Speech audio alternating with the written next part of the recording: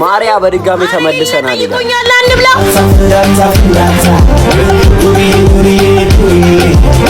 አባቴ በቃ የወንድ የሴት ፍንዳታ እቺ ናት። አቤት አቤት ሰላምታ ራሱ አሰጣጧ። ማርዬ ወይ አንዴ ላናግርሽ። እሺ ምን እሺ ነው አዘንስታፍላስ?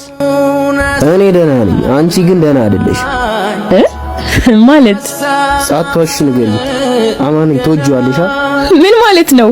ምን ቁርጥ አድርጎኝ ጠለዋለሁ? ጓደኛዬ እኮ ነው። እንዳልገባሁትም ፎንቃ አለብሻ።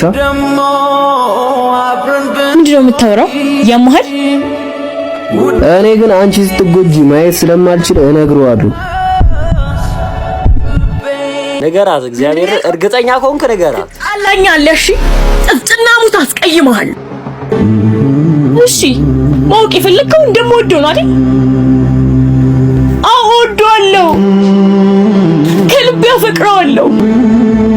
ግን በቃ በሱ የፍቅር አይን ለመታየት አልታደልኩም። ጓደኛው ብቻ እንደሆነ የተፈረደብኝ። አውቆሻል፣ ግን እየተጎዳሽ ነው። ልጎዳ? እሱ ፍቅሬን አውቆ ርቆኝ ከምጎዳው በላይ አይሆንም። የእውነት ጥፍጥና የምር ጓደኛዬ ኮንክ ይሄንን ሚስጥር አድርገህ ያዘው። ደግመህ ለራስህ እንኳን እንዳትነግረው አንተን ለማውጣት ቃል ግባልኝ። ግባላት በእናትህ ስታሳዝን በእግዚአብሔር። እማዬ ናፍቃኝ ነው።